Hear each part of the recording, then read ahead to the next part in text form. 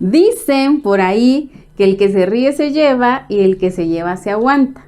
Pero ¿qué hacemos cuando en estos tiempos no sabemos de lo que nos podemos reír, en el que todos somos bien llevaditos, pero ninguno nos queremos aguantar?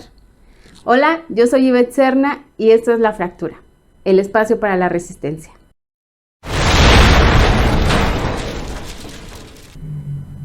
El humor ha sido abordado por numerosas disciplinas como la lingüística, la comunicación, el psicoanálisis, que son las más comunes, pero incluso las relaciones internacionales o la medicina también le han entrado al tema. Desde el punto de vista de la sociología, que es lo que vamos a tratar aquí, el hombre tiene poco de natural, ya que todo lo que hacemos lo pasamos por el tamiz de la cultura. Por ejemplo, nuestro instinto sexual lo convertimos en erotismo o en seducción, el hambre en gastronomía y la defensa del grupo en estrategia militar. Con el humor no es distinto. Lo hemos transformado en una estrategia para recrear el significado de nuestra propia cultura. Por eso es que un buen sentido del humor nos ayuda a mirar las cosas de otra manera, a buscar soluciones para problemas, ser más creativos y hasta nos remueve los sentimientos o nos provoca lágrimas de ternura. Por eso es que uno de los mayores errores es relacionar el humor únicamente con un ataque desproporcionado de risa. Jesús Garanto, en su Psicología del Humor, lo define como un estado de ánimo más o menos persistente, es decir, que lo tenemos más o menos constante y que nos está capacitando para tomar una distancia conveniente a nuestros problemas, relativizar críticamente toda clase de experiencias afectivas y que no se nos salgan las cosas de control, es decir, que no caigamos en estados eufóricos o depresivos. Entonces, el humor es un mecanismo que nos equilibra emocional y psicológicamente y nos permite ver las situaciones a la distancia de una forma que nos ayuda a sobrepasarla. Es por ello que, contrario a lo que se piensa, el peor enemigo del humor no es el mal humor, sino los sentimientos. Henry Bergson, en su obra La risa, lo explica muy bien porque dice que no nos podemos reír de una persona que nos inspira piedad o afecto, si no nos podemos olvidar de ese afecto o esa piedad. De esta forma, en una sociedad de inteligencias puras, a lo mejor dejaríamos de llorar, pero nunca podríamos dejar de estarnos riendo, porque el humor cumple una función social, no es solo una práctica nefasta de individuos arcaicos, poco empáticos, que tienen fobias a las minorías o grupos minoritarios, sino que de acuerdo con varias investigaciones, el humor nos proporciona una válvula de escape para la expresión del pensamiento tabú, sobre todo en los temas relacionados con el sexo y la violencia, que vistos desde la sociología, pues son necesidades o tendencias naturales que tienen que ser socialmente reguladas, es decir, no las podemos eliminar, se tienen que regular, como pasa en una función de box, por ejemplo, que cumple la función de ofrecer una salida social aceptable, claro, a los impulsos agresivos y que si no los dejáramos salir, pues estaríamos convirtiéndonos en una amenaza latente y potencial y amenazaríamos toda nuestra civilidad humana. Una función similar lo cumplimos con la sátira, por ejemplo, porque cuando ridiculizamos a las instituciones, a los individuos sociales o a los políticos, que es lo que más nos gusta hacer, estamos liberando tensión y esto permite la continuidad del status quo, pero también puede conducir a un cambio social. Es decir, el humor puede ser un arma de doble filo que bien regulado puede hacer que las cosas se queden tal y como están o bien que vayamos camino a una revolución de la risa. Por otro lado, cuando la gente se ríe de los chistes de otros, por ejemplo, cuando estamos en una reunión y un amigo suelta un chiste y a todos nos provoca mucha risa, esta acción está afirmando los valores y los prejuicios comunes.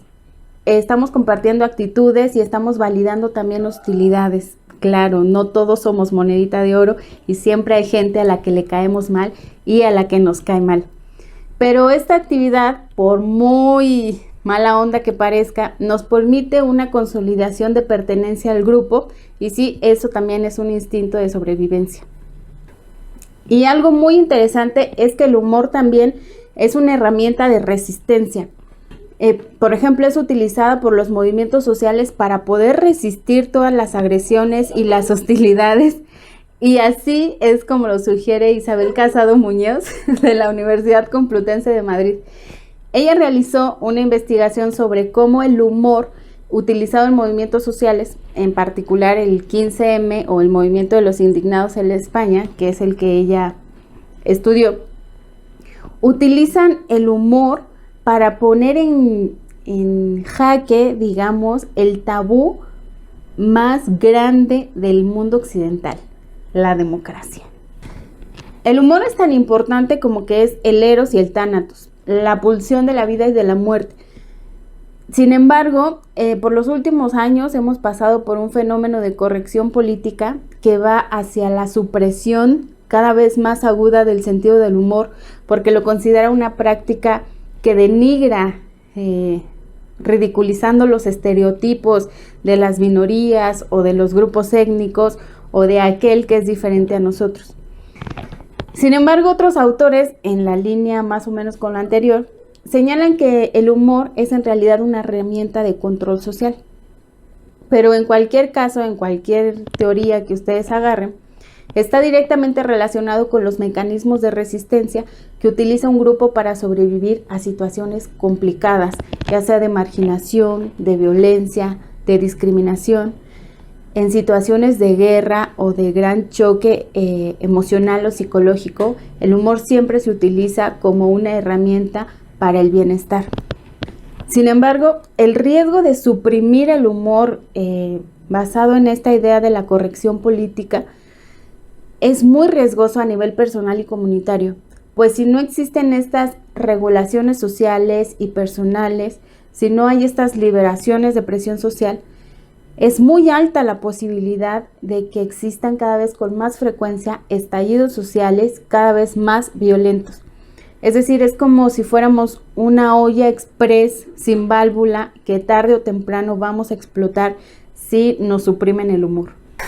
La mala noticia de todo esto es que los mexicanos ya no podemos contar chistes de Pepito en público y a veces tampoco en privado.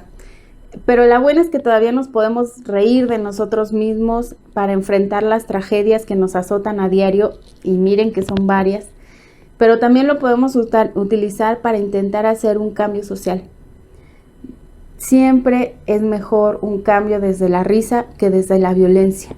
Pero no olviden que, como dije al principio, el que se ríe se lleva y el que se lleva se aguanta. Así es que aguantarse.